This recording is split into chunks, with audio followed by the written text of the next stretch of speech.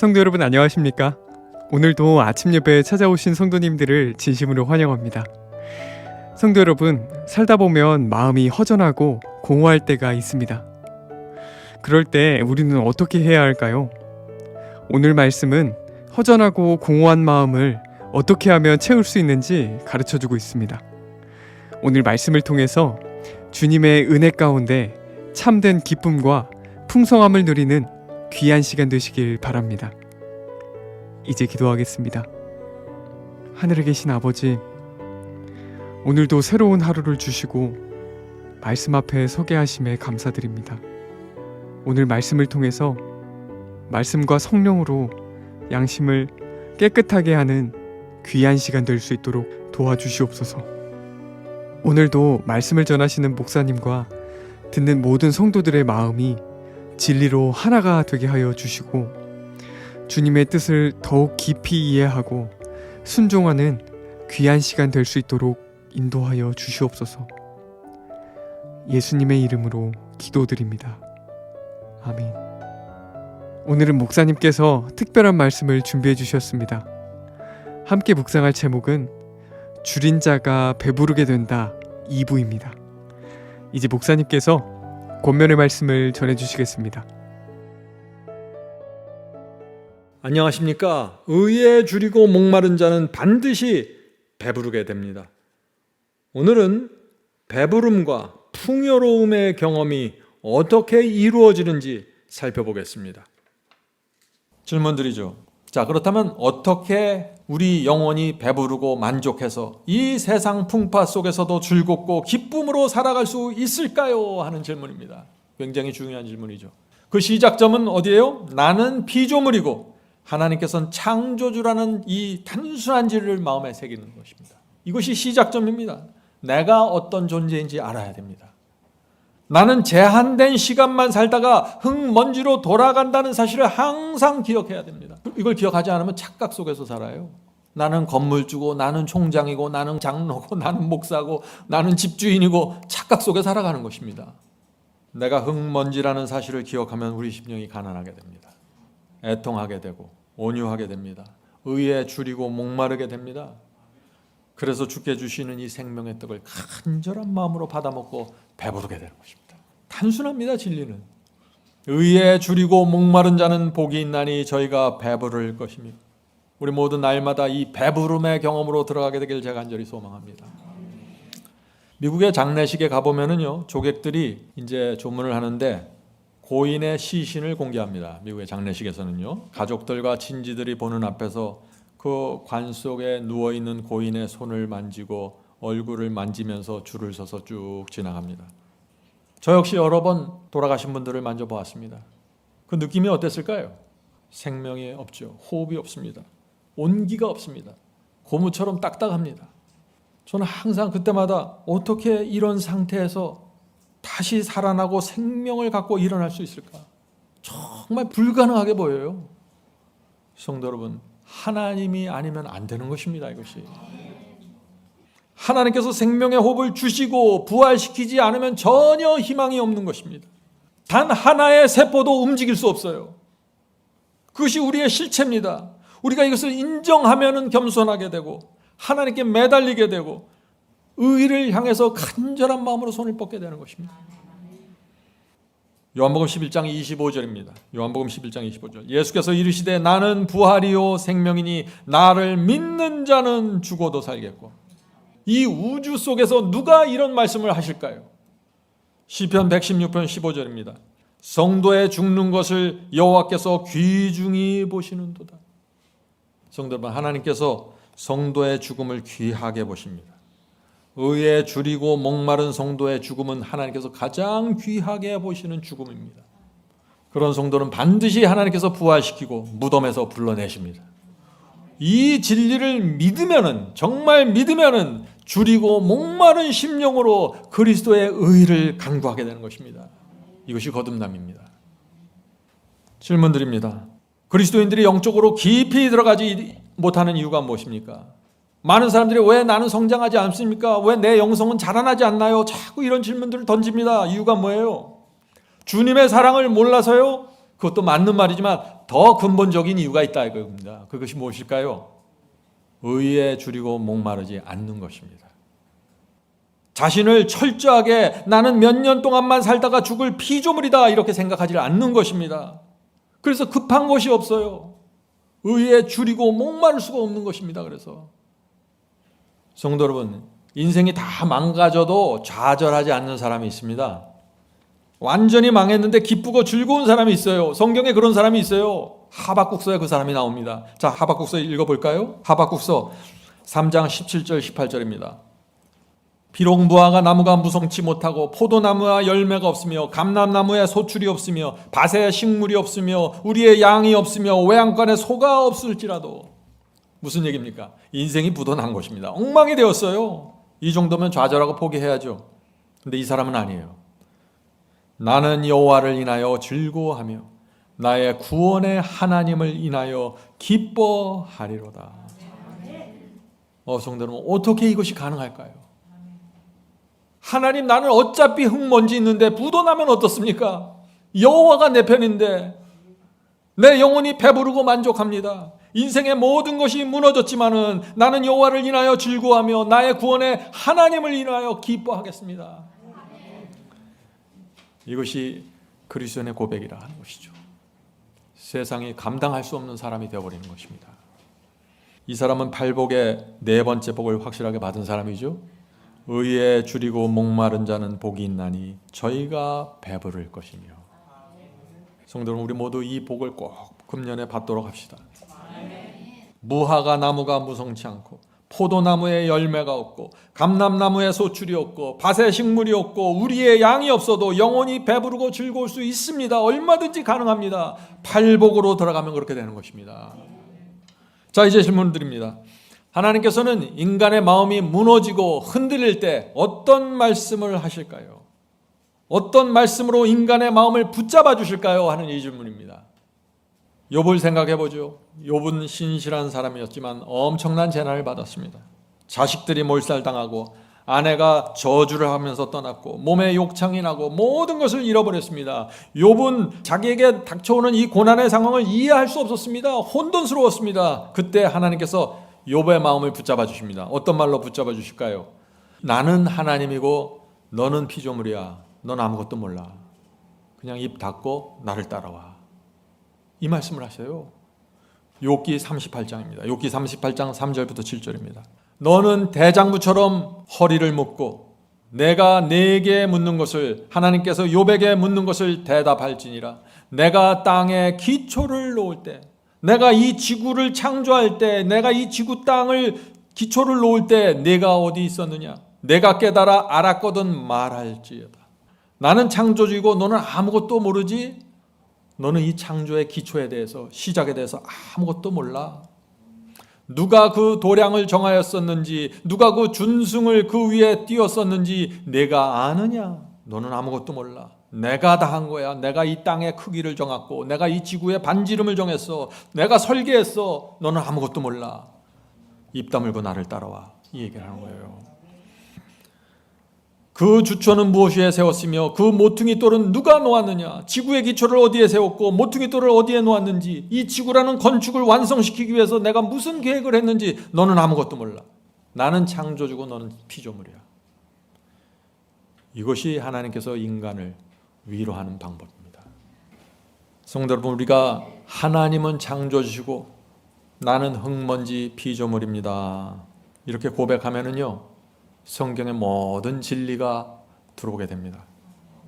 진리 안에서 완전히 자유롭게 됩니다. 하나님 외에는 답이 없다는 사실을 깨닫게 되는 것입니다. 곧바로 하나님께 나가 무릎 딱 꿇게 되는 것입니다. 1세기 초대교회 성도들이 로마 황제의 핍박을 받고 사자굴에 들어가서 맹수들에게 뜯겨서 죽을 때가 되었습니다. 얼마나 그들이 열렬하게 기도했을까요? 그런데 하나님께서 그들에게 어떤 말씀을 하십니까? 계시록 2장 10절입니다. 계시록 2장 10절. 내가 죽도록 충성하라.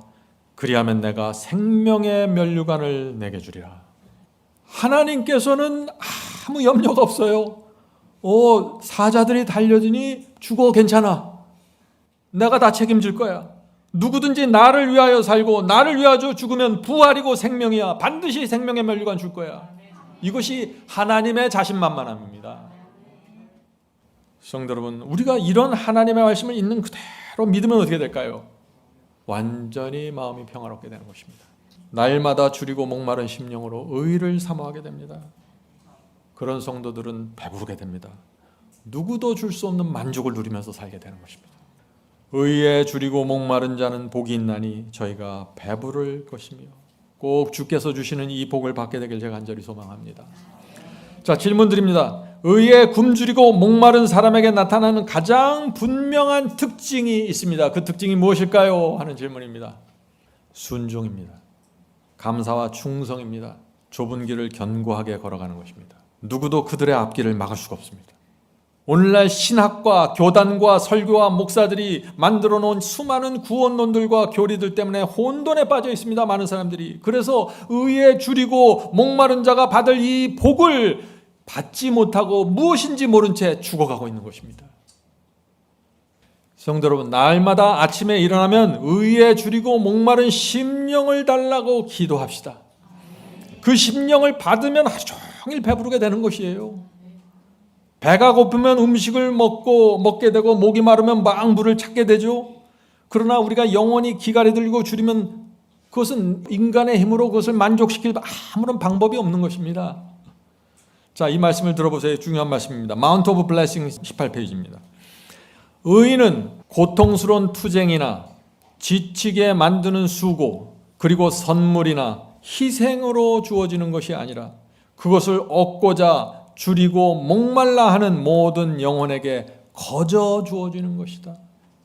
의의를 얻기 위해서 내가 투쟁하고 고생하고 채찍질로 나를 몸을 때리고 희생을 하고 헌금을 막하니 드리고 그래서 오는 게 아니라 그것을 얻고자 간절하게 줄이고 목말라 하는 그 심령들이 있으면은 그리스도께서 무료로 거저 주신다는 것입니다.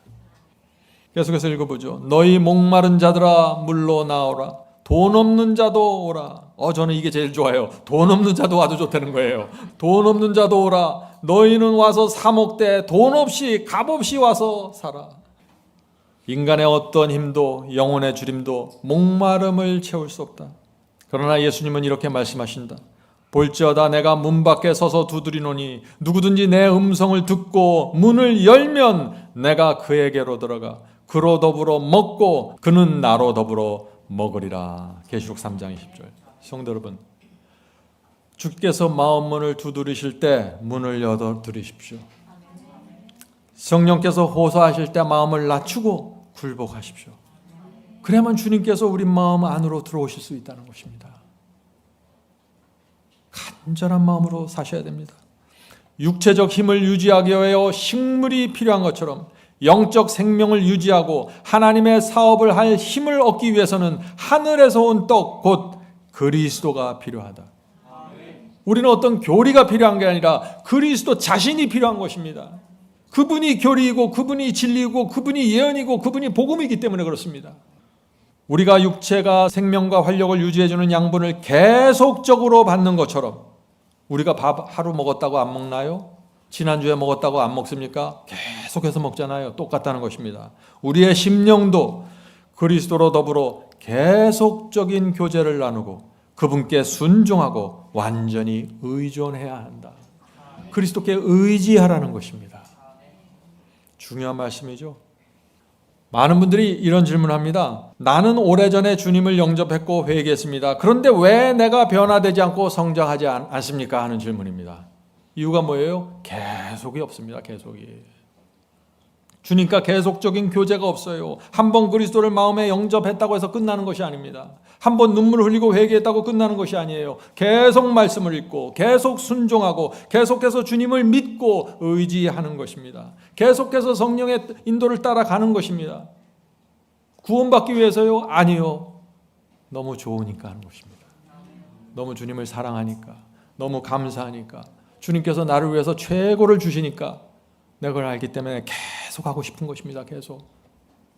내 뜻, 내 생각 고집하면 망합니다. 왜냐하면 우리는 피조물이고 흙먼지이기 때문입니다. 흙먼지에서 생각이 나오고 흙먼지에서 아이디어가 나오고 아무것도 아니에요. 성도 여러분, 포도나무에서 가지가 떨어지면 죽나요? 네, 죽습니다. 말라서 죽어요. 뿌리에서 올라오는 생명을 받지 못하고 죽는 것입니다. 의에 줄이고 목마른 심령은 날마다 주님께 받는 것입니다. 이것은 한 번 받고 끝나는 것이 아니에요. 자, 이제 중요한 질문으로 들어가죠. 성령께서 우리 속에 역사하실 때 어떤 일이 생깁니까? 우리가 주님과 교제할 때 어떤 일이 생깁니까? 언제 우리가 성령과 교제하게 됩니까? 언제 우리가 주님과 교제하게 됩니까? 바꿔서 말하면 이 말입니다. 자, 마운트 오브 블레싱 19페이지 20페이지입니다. 만일 그대가 마음 가운데 부족함과 결핍을 느낀다면, 의에 줄이고 목마름을 느낀다면 그것은 성령의 역사이다. 오늘 아침에 자고 나니까 이상하게 내가 부족함과 결핍을 누리네. 오늘 컨디션이 괜찮은, 영적인 컨디션이 괜찮은 것 같은데 그게 아니라 성령의 역사라는 거예요. 이 성령께서 역사하실 때 내가 뭘 느끼는지 정확하게 아셔야 되는 거예요. 그게 교제예요. 그게 영적인 갈증, 영적인 배고픔을 느끼십니까? 성령께서 지금 여러분 속에서 역사하고 계신 것입니다. 여러분 속에서는 그런 것이 나오질 않아요. 흙먼지이기 때문에. 왜 성령께서 갈증과 배고픔을 우리에게 느끼게 하실까요? 의를 사모하도록, 진리로 우리를 인도하기 위해서 배고픔을 느끼게 하고 갈증을 주고 하고 뭔가 결핍을 자꾸 느끼게 합니다. 계속해서 읽어보죠. 우리는 얕은 개울가에서 해갈하고자 애쓸 필요가 없다. 왜냐하면 큰 샘이 바로 우리 위에 있으며 우리가 믿음의 길을 따라 조금만 더 높이 올라가면 풍족한 물을 마음껏 마실 수 있기 때문이다. 자, 이 풍족한 샘물, 이것이 무엇입니까? 하나님의 말씀은 생명의 샘물이다. 지금 이 말씀이 무엇으로 인도하는 거예요? 성령께 교제하는 걸 원하냐? 계속해서 말씀을 가라. 거기서 생명의 샘물을 마셔야 돼. 하나님의 말씀은 생명의 샘물이다. 그대가 간절한 심령으로 생명의 샘을 찾으려고 노력할 때 그대는 성령을 통하여 그리스도와 교제하게 된다. 우리가 결핍을 느끼고 우리가 부족함을 느끼고 우리가 정말 기갈이 들리고 그럴 때 말씀을 간절하게 찾아가라는 것입니다. 샘물을, 목마른 사슴이 물을 찾아가는 것처럼 그렇게 샘물을 찾아가라는 것이에요. 그 샘물이 뭐예요? 말씀이라는 것입니다. 여러분이 기갈이 들렸습니까? 말씀을 피세요. 간절한 마음으로. 그렇게 될 때 놀라운 일이 생깁니다. 어떤 일이 생겨요? 자, 보세요. 어떤 일이 생기는지 잘 보세요. 잘 아는 진리가 새로운 측면에서 그대의 마음속에 제시되고, 잘 알고 익숙한 말씀이에요. 전부터 알던 말씀이에요. 그런데 내가 오늘 새벽에 정말 내 결핍을 느끼고 간절한 마음으로 내가 굶주려서 그 말씀을 읽으니까 이 말씀이 내게 다른 각도로서 보이게 된다는 것입니다. 새로운 깨달음을 준다는 것이에요. 그래서 그때가 바로 성령을 통해서 주님과 교제하는 때라는 것입니다. 이게 성령과 교제하고 주님과 교제하는 것이 무엇인지를 정확하게 이해하셔야 돼요. 그냥 뭐 추상적인 철학적인 말을 던지는 게 아니에요, 이것이. 계속해서 읽어보죠. 성경 말씀이 새로운 의미를 가지고 섬광처럼 마음속에 장렬할 것이다. 어떻게 이럴 수가 있어요? 내가 너무나 간절하고 내가 너무나 기갈이 들렸고 내가 망했기 때문이에요. 밤새도록 사냥꾼에게 쫓아다니는 사슴이 시냇물 앞에서 머리를 잡았고 물을 먹는 것처럼 그렇게 말씀을 먹는 거예요. 그럴 때 이 진리가 섬광처럼 장렬하면서 빛나게 될 거라고요. 그리하면 그대는 성령의 다른 진리들이 구속 사업과 갖는 관계도 깨닫게 되고, 이게 뭐예요? 그런 심령으로, 간절한 심령으로 말씀을 읽으면 말씀이 서로 어떻게 연결되는지 깨닫게 된다는 것입니다. 어떻게 구원의 역사가 내 속에서 이루어지는지 알게 된다는 것입니다. 그때 성령을 통해 주님과 교제하고 있는 것입니다. 그것이. 또 그리스도께서 그대를 인도하시며 거룩한 선생이 그대 곁에 계신 것도 알게 될 것이다.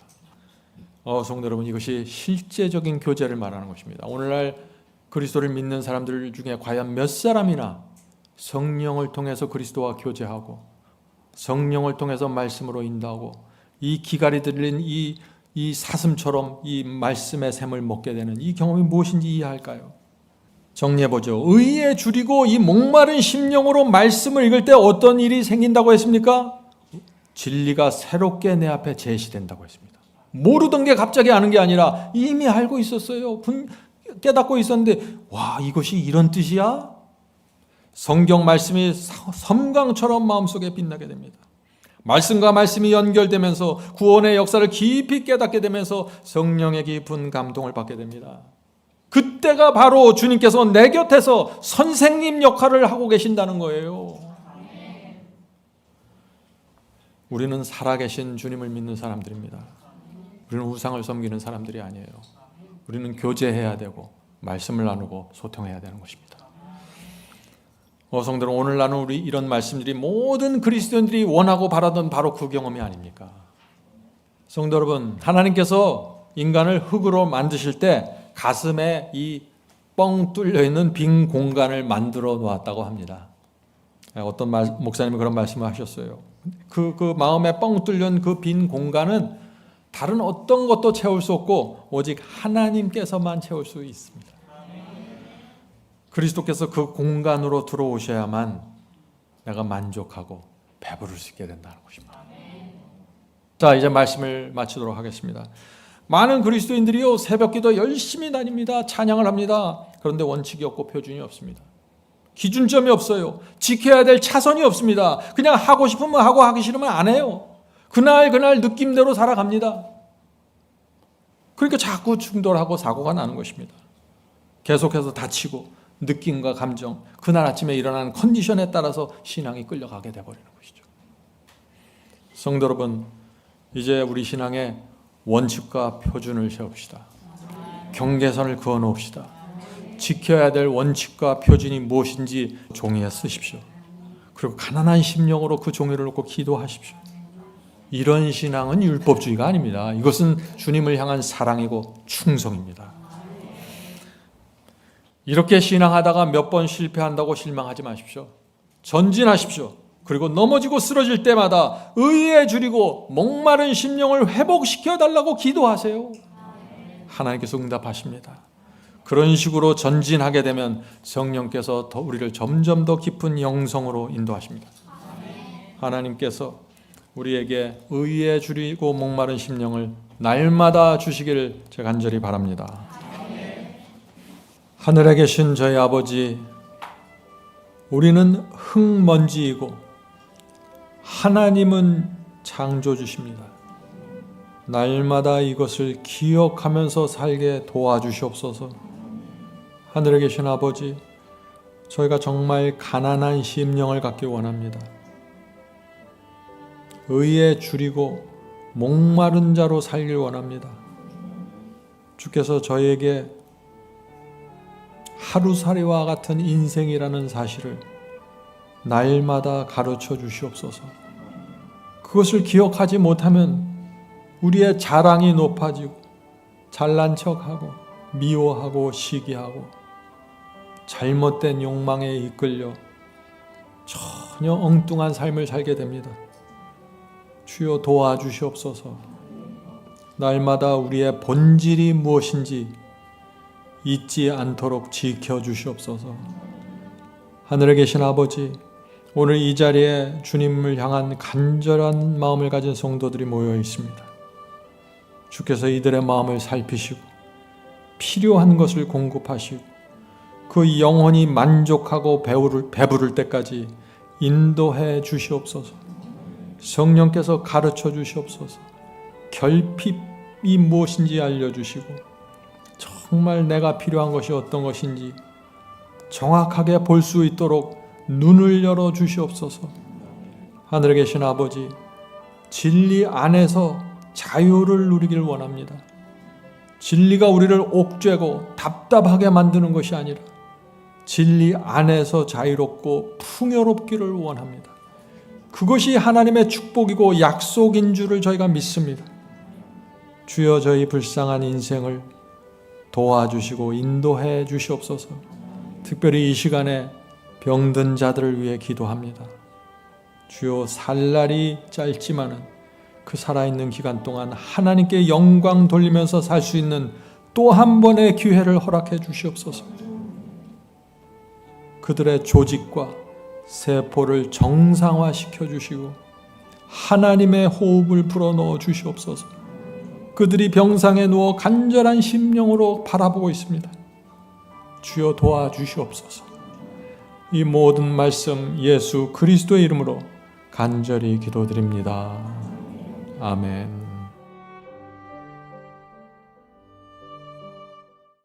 성도 여러분, 마지막 사명에서는 아침 예배 채널을 유튜브에서 별도로 운영하고 있습니다. 아침 예배 채널에서는 매일 새벽 4시에 예배 영상이 올려지고 있으며 특별히 아침 9시에 예배가 진행됩니다. 아침 9시 예배가 아침 예배 채널의 독특한 특징입니다. 원하시는 분들은 유튜브에서 아침 예배 채널을 별도로 구독 신청하여 주시면 저희와 함께 아침마다 예배 드릴 수 있습니다. 매일 아침마다 하나님의 말씀으로 저희 모두가 주 앞에 나와 예배 드리는 신앙으로 함께 나가게 되길 간절히 바랍니다. 감사합니다.